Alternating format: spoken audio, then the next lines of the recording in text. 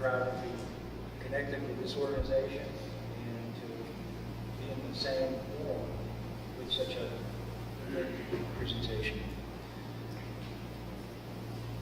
To introduce our next speaker, I'd like to ask Dave Corrigan, the curator of the Museum of Connecticut History, a 20-year member of the Connecticut Militia Heritage Committee, and a renowned historian in his own right, to come forward.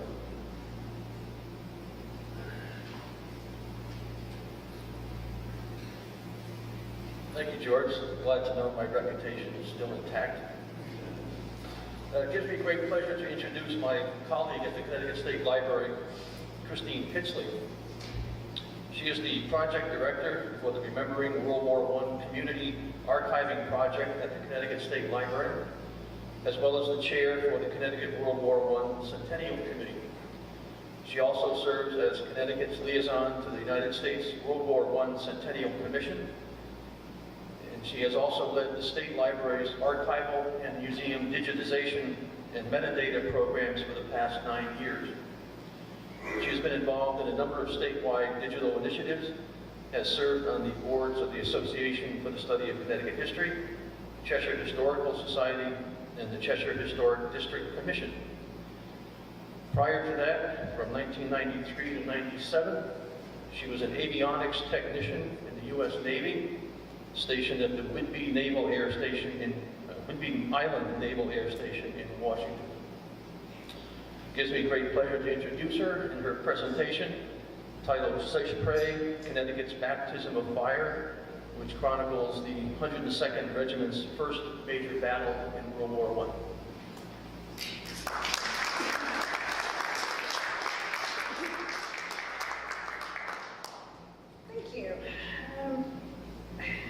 So this is a little bit of pressure considering how many folks from the 102nd are here. I'm not a military historian, but through my work over the past, I don't know how many years now, doing this World War I stuff, I have become absolutely in awe of the 102nd and the role that the 102nd played. And so as I started researching all of this and doing this community archiving project, Seicheprey kept coming up again and again. And I started to dive into what this battle was and why no one remembers it. It's hard enough to get people to understand or have any knowledge of World War I to begin with. And when you start talking about battles, most people, again, don't know anything. So, how Seicheprey disappeared from memory has always been interesting to me. So, as George had mentioned, I wanted to do a little bit of background, and George mentioned this a little, on what the formation of the 102nd was, because we are celebrating 100 years of this historic regiment. And the 102nd is the only of the 4 New England regiments that were part of the 26th Division that is still in existence. The 102nd was made up of the 1st Connecticut Regiment, which was based out of Hartford, and the 2nd Connecticut Regiment, which was based out of New Haven. And in August of 1917, the 1st Regiment, which had been camped right outside here, right where the Legislative Office building now stands, moved to New Haven, to Camp Pratt. There's a lot of people that say, no, they were at Camp Yale. 1st Regiment was actually at Camp Pratt, which was owned by the Hopkins School, just north of the Armory. And on August 20th, Colonel Isbell, who was the commander of the 1st Regiment at the time, got orders to combine the 1st and the 2nd into the 102nd. And it was said, and I don't have it, one of the officers speaking to a reporter that day said, it's the new 102nd. It's the 1st and the 2nd with nothing in between. No animosities, no jealousies, just a desire to get to France to fight. And this is one of the first pictures of the 102nd. This is Headquarters Company 10 at Camp Yale in the end of August, beginning of September. The 102nd fell under the 26th Division, which was the first of the National Guard troops within the Federal Army. The National Guard was not well liked by the regular Army guys, and General Clarence Ransom Edwards was especially not liked by some of his higher-ups like General Pershing. It's interesting to know, anybody know where this statue is? There's very few people who actually know where this statue is, and it's right outside the Capitol. It's overlooking 84. It's right next to Andersonville Boy. It's the only statue of General Edwards in the country. And it once overlooked the Armory grounds, and now it overlooks 84, and nobody quite knows it's there. But we are the only ones to have that. And that YD patch there is for the Yankee Division. Frank Sibley, who was an embedded reporter with the Yankee Division, termed it the Yankee Division because it was made up of all the New England troops. The 101st was made up of Massachusetts troops, Boston area. 102nd was Connecticut. 103rd was Maine and New Hampshire, and the 104th was also Massachusetts. So most of the 26th Division started leaving in September of 1917.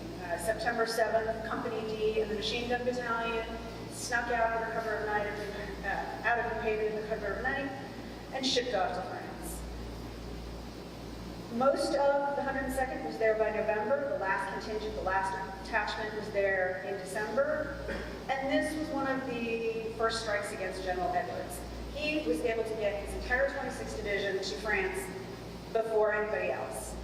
Pershing didn't like that much because Pershing had brought elements of the 1st Division with him in July of 17, and Edwards beat him by getting the entire division on the ground. The first place they went was in the Vosges region. Headquarters company was in a little town called Londonderry, and it was termed the Valley Forge of the APL. Luggage had been lost on the trip over. There were no rations, there were no supplies. The men had to wear hand-me-down British boots, which they really didn't like. It was cold, they didn't have proper billeting, and it was wet. So they spent a couple months there, and those are all the pictures of Londonderry from one of our collections.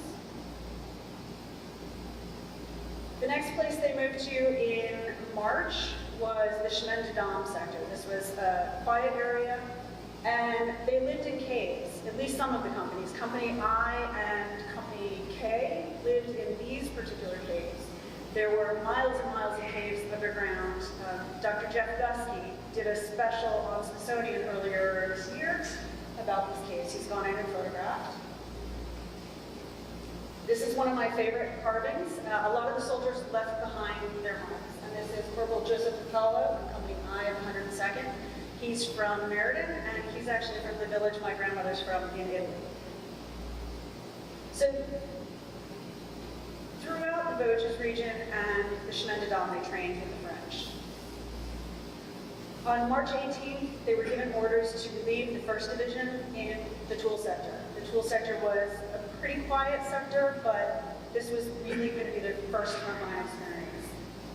You can see the path they took from Celle-sur-Aisne up in the Vosges down to what's called Grand, and that's a page from one of the diaries that we collected in this project from Frederick Rowe, who was a water soldier. And he lists out all of the different places they went. Into the Toul sector, this is, I couldn't find a good map of the area from April of 18. This is from September, but Seicheprey, I wish I had a little pointer. Seicheprey is right here, and that's where elements of the 102nd were. Beaumont is where, Beaumont down here is where headquarters company was. And the interesting thing about Seicheprey was this trench here called the Civil Trench. It was within spitting distance of the German front lines. And it was a sacrifice trench.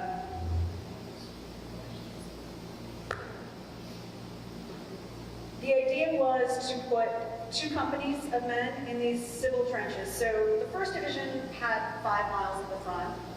When the 26th came in, they had to cover 15 miles. two companies up in these sacrifice trenches, and they were not to be replaced. They were to fight to the death if need be, and that's why they were called the sacrifice trenches. There were other sacrifice trenches out, there were woods on the sides, the Ramier woods and Jury woods. And in between those two woods, there was one platoon in a ravine with a machine gun nest protecting this entry into Seshpre.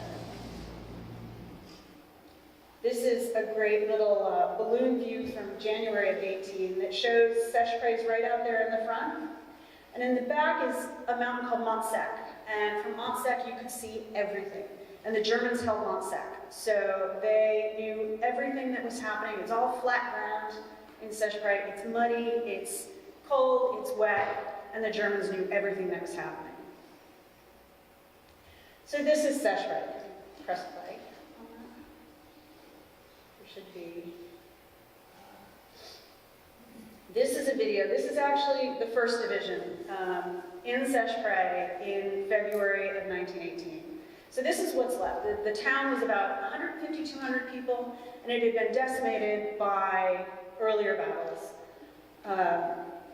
There were, I think, about 3 structures still standing when we moved in. And it was also, these trenches, besides being called the civil trenches, were also the H2O trenches, because they were mud, hip deep in water and mud. And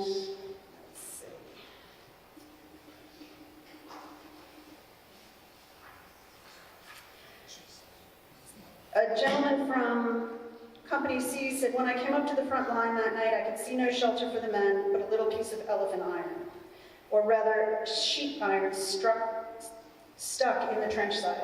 Mud and water up to my middle. There's a shell hole in the trench side under this iron, under which the men can crawl to keep dry, and to get a little sleep when not on guard.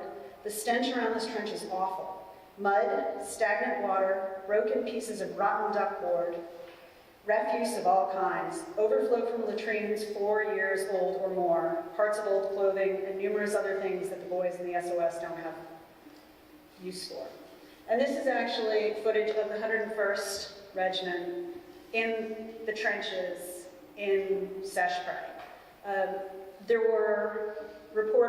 was Signal Corps embedded with the 26th that were taking film, so there's a ton of film footage, but most of it seems to be focused on the 101st and the 104th. So on the morning of April 20th, the 3rd Battalion, which was the Milk Battalion, companies I, L, K, and M, were relieved by the 1st Battalion. And there were a couple guys from headquarters company, there were linemen that were sent out into a sacrifice post beyond the front civil trench in order to salvage the wire. At 3:16 a.m., the Germans started shelling Seshpre. And that barrage continued for about 2 hours nonstop, and at about 5 a.m. dawn, as the fog was rolling in and the gas clouds were covering everything, 1,200 German stormtroopers raided the town. These 2 gentlemen, along with 2 other linemen, were stuck out in those sacrifice posts. And when the Germans came through, Private Robert Remington, who was 18 years old from Hamden, was bayoneted in the stomach. Corporal Joseph Vibert managed to get out and had tried to show mercy to a wounded German soldier who was trying to throw a grenade at him, and another Company C soldier said, "What are you doing?" Bayoneted the German and pretty much saved Vibert's life.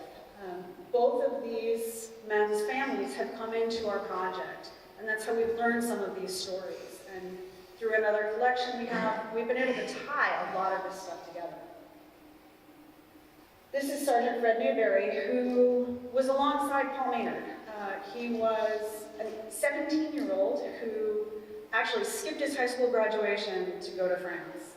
And here he's writing to his father to tell him about the Battle of Seshpre and tell him that he was doing okay, that he made it through.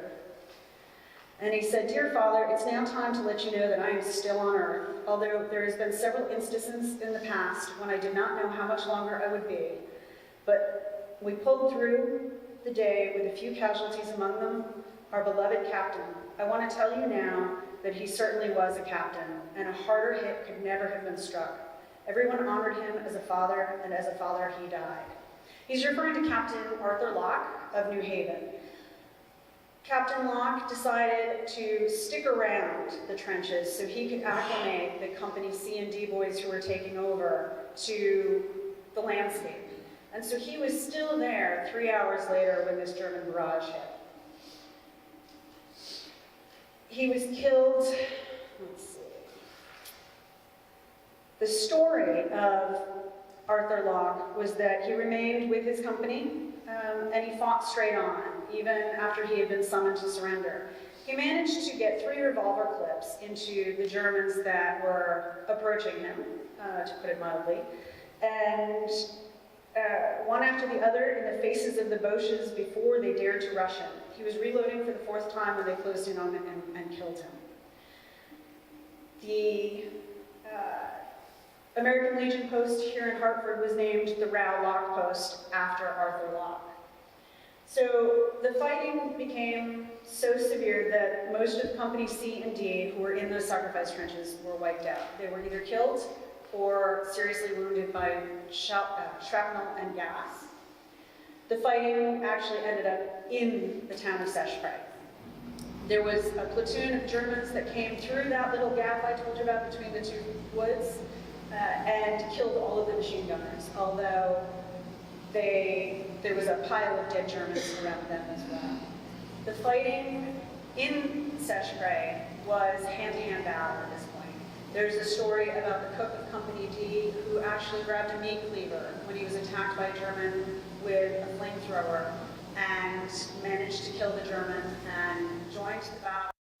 There were disciplinary prisoners from the 1st Division that were still in Seicheprey, and even they were allowed to join the battle. It raged for about 24 hours, and we lost the town for a little while, but managed to take it back.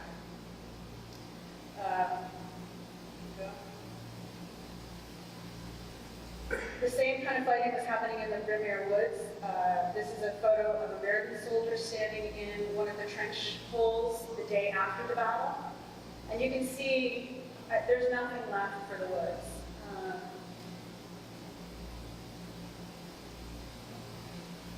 Okay, no, that's fine. This is actually footage from Rondecourt where Frederick Rowe, who wrote the diary, was stationed. This was a town just southwest of Seicheprey.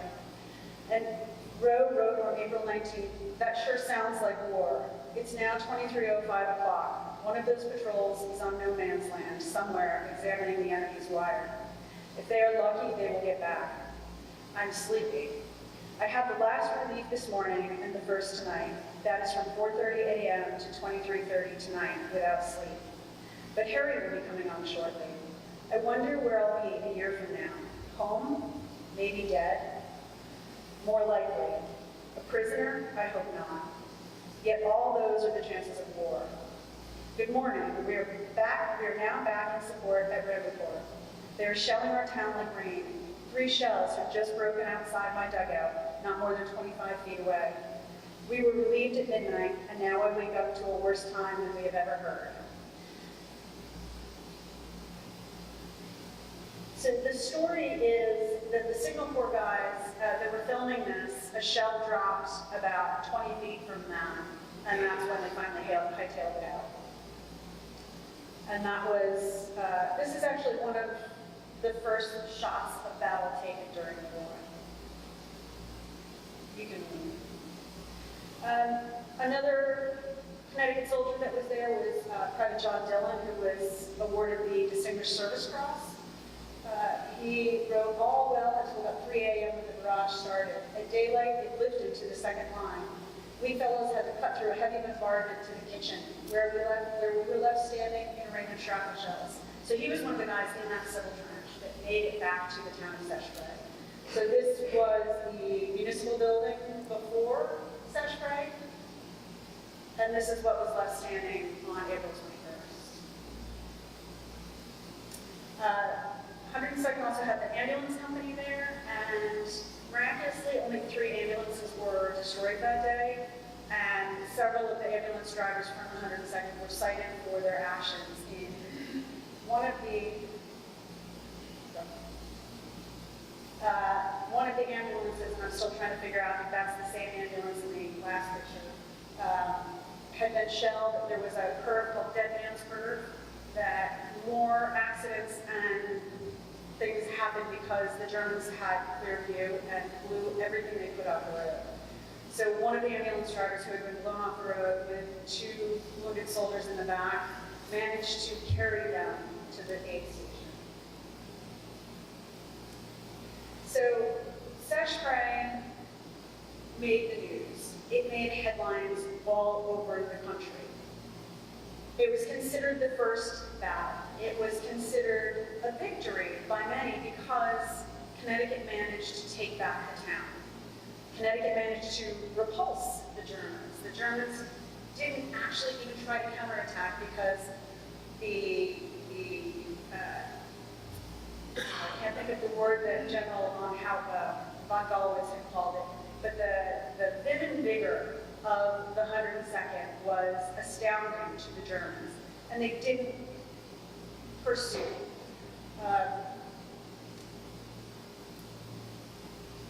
All of this was forgotten by Pershing.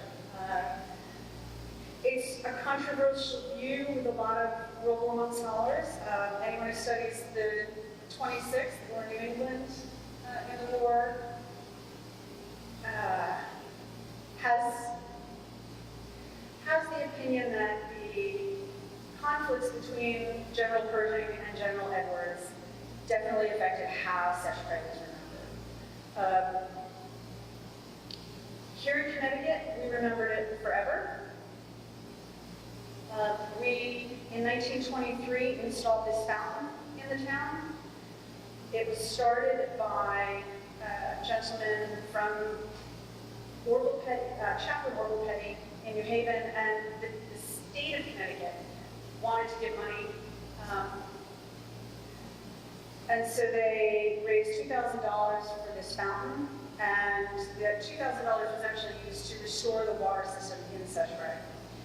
The fountain reads to the commune of Seshpray, to commemorate the service of the 102nd Infantry, 26th Division, a regiment of the American Army recruited from citizens of Connecticut, defenders of Seshpray, April 20th, 1918, in the firm belief that the friendship of Frenchmen and Americans sealed in this place in battle shall serve the cause of peace among all nations. This memorial is presented by the men and women of Connecticut, 1923. General Edwards wrote his memoir about Seshpray called When Connecticut Stopped the Hun. And here in Connecticut, Seshpray Day was memorialized. New Haven had parades and dinners every year. Waterbury had parades. Every town that was affected by this battle remembered this battle. Yet today, if you read any history of World War I, of the American battles, you're not going to find mention of this. It's considered a minor skirmish. But for Connecticut, it was a baptism by fire. The official casualty counts were, I believe, 71 killed, 134 wounded, 122 gassed. There's other accounts that say there were anywhere between 50 to 90 killed, 450 to 650 wounded, and 150 to 200 taken prisoner. So I have been going through trying to create an actual list of who was lost that day. And these are some of the men.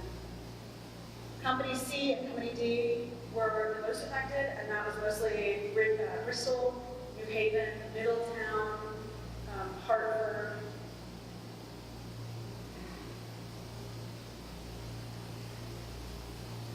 Next year, I will be in Seshpray on April 20th, and we'll be doing a reading of the names. So anyone that knows anyone else that was killed there, please let me know.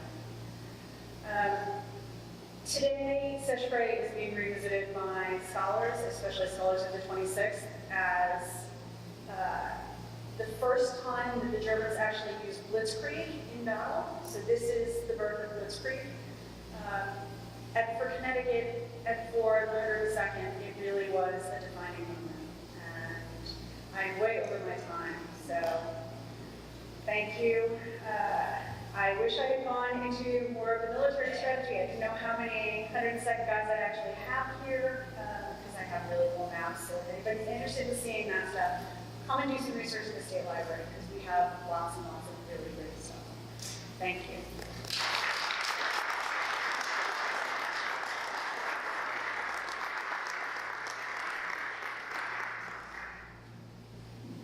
Thank you so much, Christine, for bringing Seshpre to life and I think helping to bring some very powerful scenes from World War I to life for all of us. That was a great talk.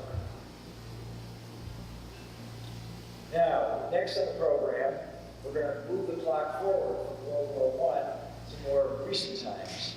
And to introduce our next speaker, I would ask Russ Bonacorso, who's been running the laptop here and will help put this program together, and happens to be a colonel in the Army Reserve in his own right, a veteran of Operation Enduring Freedom, 2 tours, and also the person in charge of the military department's historical section. Great support for all of us. Russ? The official military term for what I'm doing is called slide bench. That's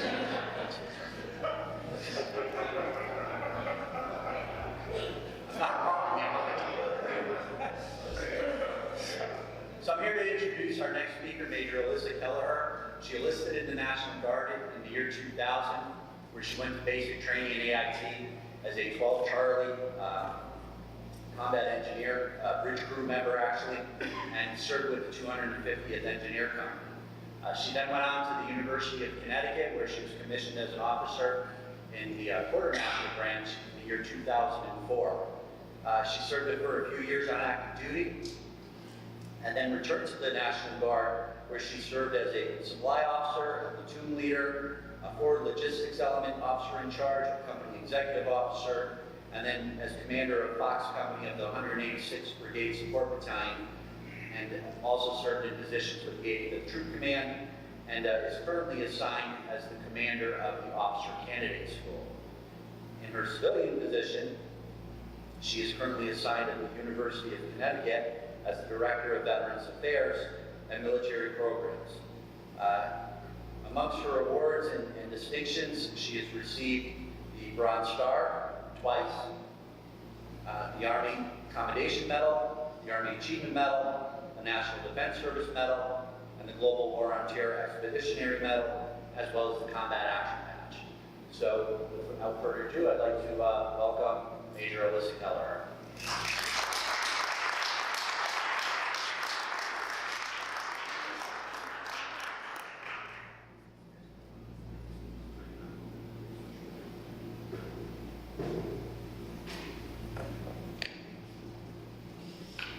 Good afternoon. It's so great to see so many people from the 102nd here, so we can actually make this an interactive presentation. If any of you have anything to add at any point, please feel free to jump in.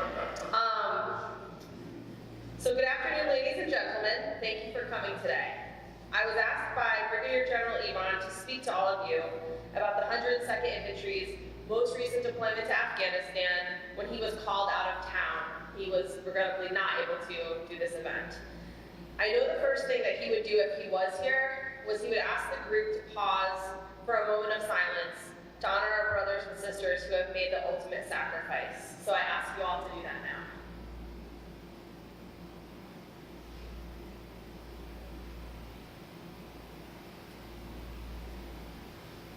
Thank you.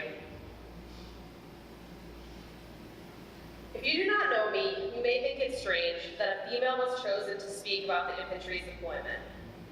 However, I was in charge of the forward logistics element for the 102nd during their first tour in OEF 7, and then I served as the first female company commander under the 102nd flag as the commander for their forward support company from 2008 to 2012, which included commanding the company on the deployment that I'll be telling you about today. The 102nd began their mobilization around this time in 2009. In mid-November, the battalion moved to Camp Atterbury, Indiana, for the pre-mobilization training and validation. Brigadier General Yvonne, who was Lieutenant Colonel Yvonne at the time, was the battalion commander, and Sergeant Major Bill Wright was the sergeant major. The battalion's strength was 812 at mobilization station, and at that time, the units under the 102nd flag were HHC, Alpha Company, Bravo Company, Charlie Company, the 3 infantry line companies, Delta Company, a weapons company, and Fox Company, the FSC, which is a forward support company. Once the unit was validated through the mobilization station, we moved to Fort Polk, Louisiana to complete a full JRTC rotation. At this time, the advance party for the battalion started moving to theater. By the first week of February, 798 soldiers of the battalion who had made it through mobilization were moving through Manis Air Base, Kyrgyzstan to Afghanistan, and were postured for onward movement to their FOBs.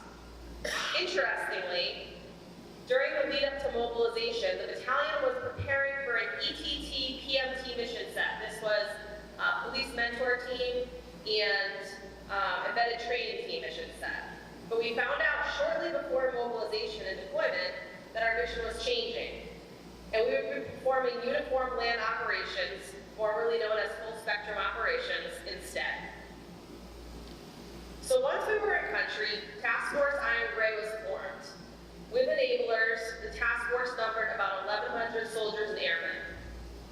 At first, Task Force Iron Gray served as the 3rd Infantry Task Force for the 4th Brigade, 4th ID, who quickly rotated out of country, and they were replaced by the 1st Brigade, 101st Infantry Division. We were seamlessly integrated into the 101st operations in every way, from logistics, personnel support, and most importantly, serving as the 3rd Infantry Task Force with the same responsibilities as the other 2 active duty infantry task forces. For the majority of the tour, Task Force Iron Gray's mission was to assist with security operations, build governance, and foster development in order to help build the government of Afghanistan. The task force flexed between support and stability operations, defensive operations, and offensive operations on a nearly daily basis sometimes. Later in the deployment, in August and September of 2010, the task force's primary mission changed in response to a failed Afghan Army mission. We will talk more about this later in the presentation. As they say, a picture is worth 1,000 words. So at this time, I'd like to tell the rest of the story of the deployment using the slideshow that I provided. Okay, so first I'm just going to give you a general orientation to the area. For those of you that were there, you don't need this, but for those of you that weren't, it just kind of helps put in perspective where we were and what all was going on. So this is the country of Afghanistan. You can see Iran on the western side, and you can see Pakistan on the eastern side. So the area that we were operating in was generally this area over here, mostly Loghman province, and a little bit in Nangarhar province. If you go to the next slide, blown up of that. Okay, so this is a blown up of that eastern area of the country, and you can see that Nangarhar province is here on the border with Pakistan. We have one unit that was down right at the border on Torkham Gate on the border with Pakistan. Our Delta Company, for a short period of time, was in Nangarhar province as well, and then moved up into Loghman province. If you go to the next slide. So this is the Google map of Loghman province. I wanted to include this because I wanted you to see that, for perspective, that the yellow is the roads. Those are the only paved or even passable roads by any sort of large vehicular traffic in the whole area. And to keep it kind of in perspective, this area, this province that we worked in, was about the size of Texas. So there's those like 3 or 4 paved yellow roads in an area that's about the size of Texas. The rest of the roads were dirt, unimproved, So if you go to the next slide. So this is that same area, but in satellite view, again, to try and give you some perspective on what it was like there. You can see in the green area that that was a fertile kind of river valley down below the mountainous terrain, and everything else is mountains. So in terms of the other units I mentioned, Alpha Company, they moved, they were here around this region at a place called Hawk. And then our Bravo Company was up in this region up here at Cottonegeo. And our Delta Company, once they moved out of Nangarhar Province, which was only for like the first couple months, not even deployment, they moved up here, and we're at Bob Calabouche. And then the battalion headquarters, as well as my unit, was here, right in downtown Metterlawn, centrally located. Are there any questions on that? I also want to make sure if people have questions, feel free to ask them during the presentation. I'm totally fine with that. Okay, next slide.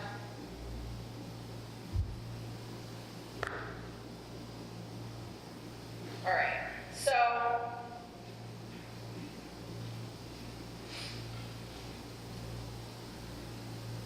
I have this slide in there to really emphasize the terrain. The battalion conducted dismounted and mounted operations and regularly operated between 5,000 and 9,000 feet.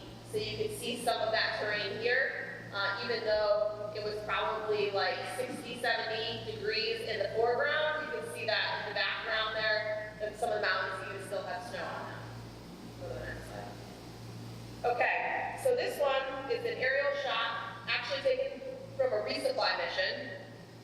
And I wanted you to see a couple things here. First, the switchbacks made infantry missions as well as logistics missions challenging. The resupply was challenging to get larger vehicles up roads like that. Note the rubber blivet that's kind of in the foreground here of the screen. This was attached to the bottom of the aircraft, and we would regularly sling load fuel or water as needed via that method. Also of note, if you look, you probably can't see it, but on that road towards one of the top turns, there's some construction equipment. Supporting construction was also part of the mission. It served to build governance, build relationships, and connect the populations of different areas which had not been connected via road for many years. Next slide. All right, this is a typical larger village in our AO. Not a city, but a larger village. You can see if you look at this picture that there's very little electricity. It was to build governance, working with the district governors to bring these basic life support and services to the villages like this one. Next slide. All right, this is an overview of Jalalabad. And again, just for perspective, even a larger city like this one has limited electricity, plumbing, and other infrastructure. And this is one of the 4 or 5 largest cities in Afghanistan. So think of it that way. I mean, this is like the New York, Chicago, you know, it's Miami of America. This is what it would be like there. Slide. All right, so this is from the first tour, I will admit that. This is a picture from one of my convoys, because we did not use Humvees on the second tour. But this was a close-up picture of downtown Jalalabad, which looked pretty much the same the second time. So there was really no change in how the city looked. I like this photo because I think it highlights a few different things. It highlights the fact that you can see here that there's a little kind of Surrey type of thing. There's different vehicles, and then if you look all the way over to the right, you can even see some donkey carts that are on the side selling stuff, all using the same street. That's a common like traffic pattern, traffic flow there. Also note the lack of traffic control. There's no road lines, traffic lights, etc. There's no real like licensing rules or anything. People just kind of learn how to drive from someone and hop in their car and drive. So things that we take advantage as basic governance and orderly society oftentimes aren't in place there, which does when we would go through this area, whether it was an infantry mission or a logistics mission. It was very congested and hard to navigate through the traffic. Next slide. All right, this is a picture of Cap Nagil. So Cap Nagil was a smaller sized combat outpost. Again, this is the one, as a reminder, that was up to the northwestern side of that Y, and it was where our Bravo company was located. And this one was actually established during our first tour in 2006, and from 2006 to 2010 was built up to this. You can see that on one side of the fob, on the right-hand side of the picture, was where the U.S. soldiers lived, and then there was also Afghan Army on the right-hand side of the base. And that was true of almost all of our bases, and a big part of the mission for both the infantry and for us was to partner with the Afghan Army to help mentor and coach, teach them. So a lot of times the living was co-located, mission planning was co-located, etc. Go ahead. This was also part of Cap Nagil, and this was something they called the Death Star, but it was way up the top of the mountain, and it provided overwatch towards the north and the west. Things like this were necessary due to the terrain in the area, because they had no view from the outpost to the other side of the mountain that was right behind them. Go to the next slide. Okay, so this was an MRAP. On the second tour, the vehicles that we all used were various types of MRAPs, and this one's an MATV. You can note on this vehicle the V-shaped hull. It has more advanced armor than we had with something like a Humvee with add-on armor. Next slide. You can also see that on both the last slide and this slide that the vehicles would have tow bars, ropes. It was very common for then they could do self-recovery. So like if the vehicle in the back broke down, you could use its own ropes or tow bar to connect to the vehicle in front of it and continue mission without having to stop and wait for the wrecker to come. Next slide. Okay, and this, Chinook, this was one of our prime movers of troops and equipment throughout the tour, and we'll talk about it a little bit more when we talk about Operation Iron Locust. Go ahead. All right, you can see here, General Ivan and Sergeant Major Wright in the back of this photo. This was a frequent occurrence for them. They mentored the Army Kandak commander and NCOIC. They were co-located with us at Metterlom, and you can see that they're eating food there that's a mix of U.S. food like the Fanta and Afghan food, and breaking bread was a common part of their relationship building. So, you know, every meeting had to include a meal, etc., prior to the discussion. And General Ivan was not fondly recalling to me as we prepared this presentation all the times that he had to share Afghan food. I don't think he loved it. Next slide. This was an instance where the 102nd helped to rebuild a mosque, and the gentleman there that's being handed the blue package was one of the district governors in our area. Next slide. All right, this photo shows that we did other things too, such as orphanage visits, school visits, visits to women's centers, and more. All of this tied into our lines of effort of fostering development and building governance. Next slide. You can see this photo. You can see General Ivan there, and actually Captain Hull, who's in the back of the room. You can also see the police chief, Kandak commander, NDS chief. This was a meeting where they were planning for upcoming elections. This location that they're in was kind of akin to a mix between our state EOC and a local political meeting location combined. So this was a place that various types of local officials could get together with us and do some planning discussion of things. Next slide. All right, this is a picture of a shura, and a shura is a public discussion method of making decisions affecting the population. Of note, there's a lot of decision making going on there, but there are no women. Okay, next slide. All right, so this brings us to Operation Iron Locust. So what happened was that it was the summer, July, August timeframe, and there was a big push for the Afghan army to start taking on some missions on their own, meaning without the partnership method that was so common all the way up until that time, where the U.S. and the Afghans would go out jointly on these missions. So there was a mission that was basically planned mostly by the Afghans.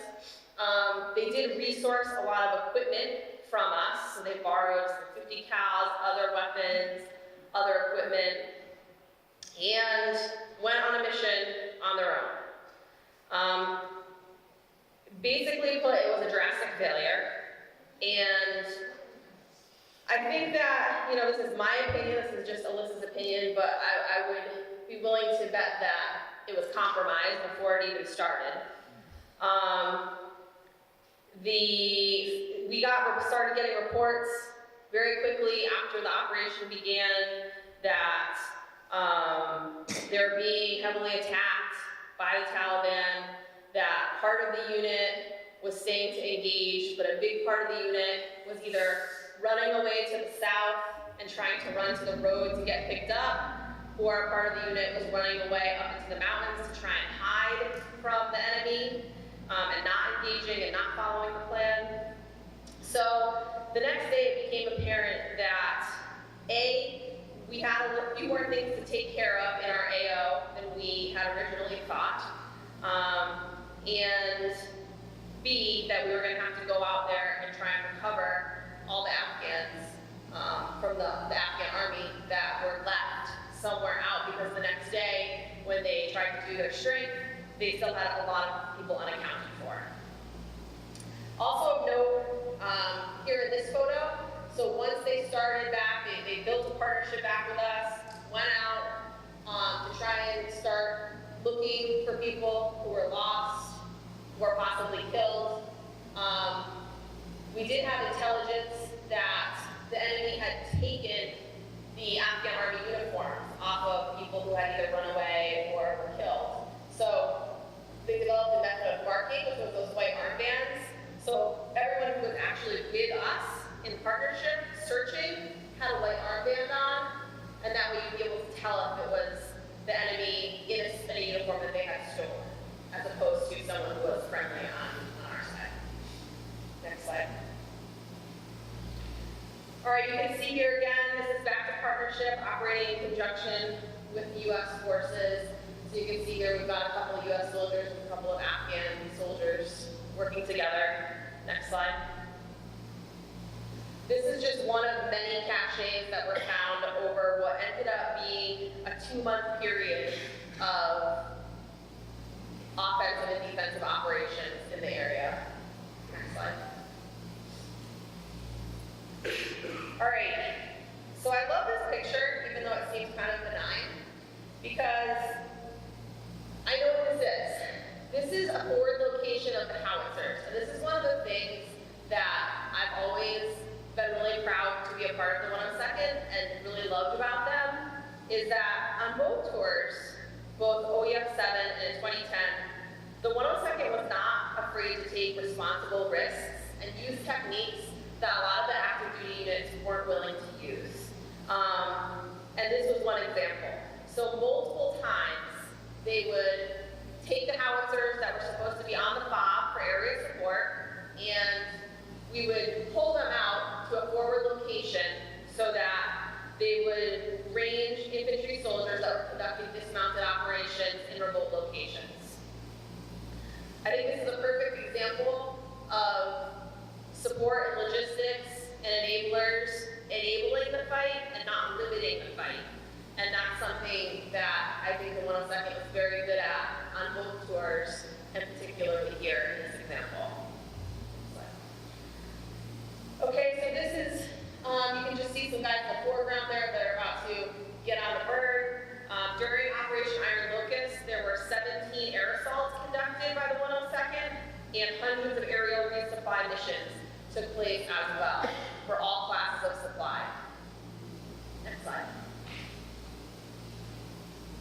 This is an example here of how the Afghan Army was doing medical resupply.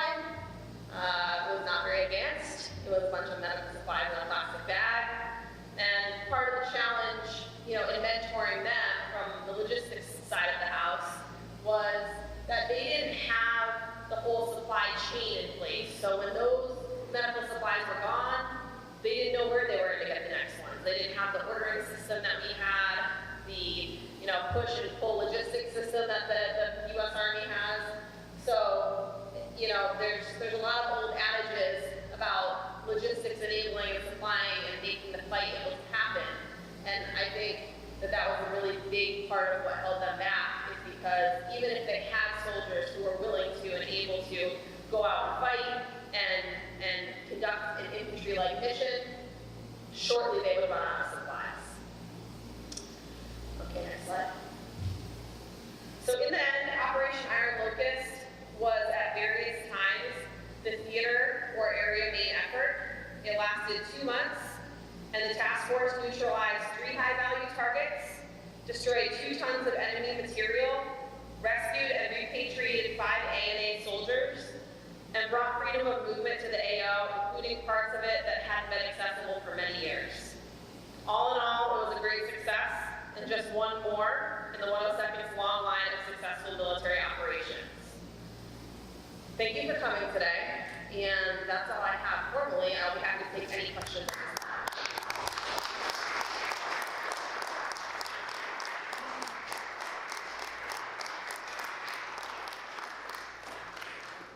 I would actually like to have all of the speakers proceed to take questions on all of these presentations, if that's possible. Does anybody have any questions? No questions? Okay. Thank you very much, Mr. Cutler. That was excellent.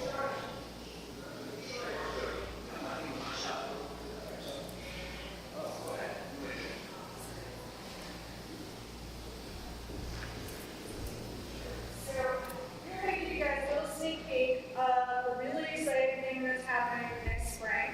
Russ and I have been working with Fun Academy Motion Pictures, who will be coming out with a film about the 102nd's most famous member, Sergeant Stubby. The film called Sergeant Stubby, an American Hero will be premiering here in Connecticut on April 6th. We have one of the 4 world premieres, and this will be happening down in New Haven. We will be doing the reception to benefit military families, and we've got a preview of the film here for you now.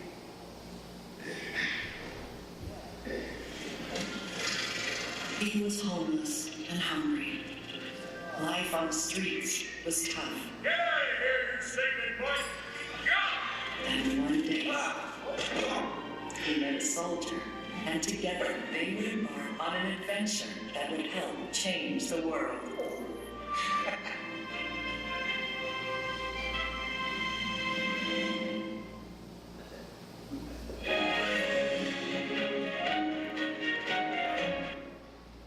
How's that?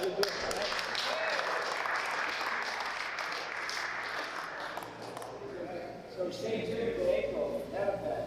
That will be really spectacular. We've seen for the last time they had that. We like it. I would now like to ask Representative Hennessy to come forward, and Christine and Major Keller, and also Ken Wiggin, please.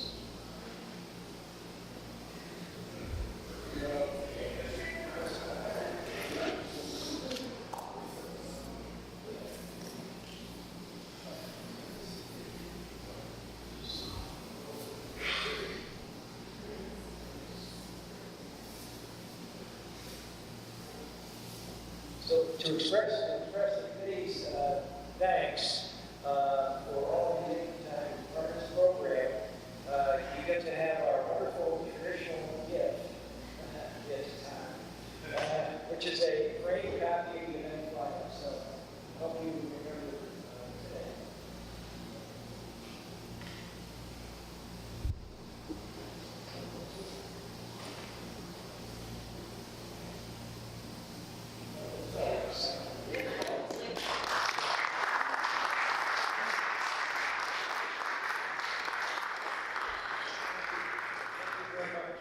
Now, actually, what I'd also like to do is indulge me just a little bit more.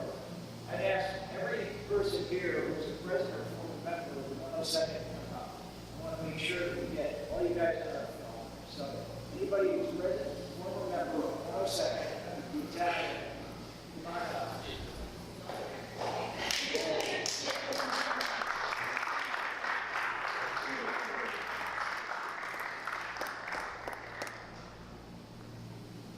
Wow, how impressive. And now I know a number of you have been deployed. How many of you were on one of the deployments, one of the most six deployments? Raise your hands. Wonderful. Thank you very much for what you've done.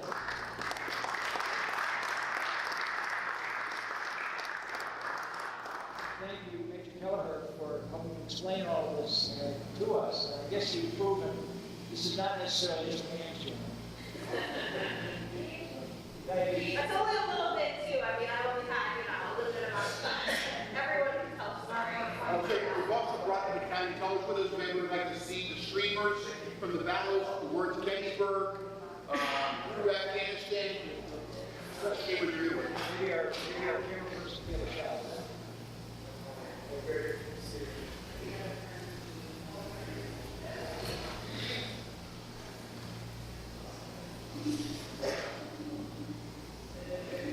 Now, quickly, before we adjourn, we do have questions in the back. Before we adjourn, I would like to say just a few thank yous. First, I want to thank Paul Tarbox, who's here, and Liz Conroy, both from the legislature's organization, who helped arrange this meeting for us. Of course, our co-chairs, Senator Hennessy, Representative Hennessy is here, Senator Martin, and Lee. We thank them for making this room available to us and making it set up. Very much appreciated. I want to thank Jackie Bagwell from the Connecticut State Library, who's our videographer today. We weren't sure we were going to have one. As it turned out, we ended up having two available today. But you're the one that's doing it, and it's very important to record these events. So thank you, Jackie. I want to thank Tim Toncho, Jerry Groom, Russ, and the other members of the Connecticut Militia Heritage Committee for their efforts in support of today's program. And then finally, I guess if there's anybody left here, I want to thank all of you in the audience for taking the time out of your busy schedules to be with us today. Thank you so much. How about a final round of applause for all the people who spoke and all of our members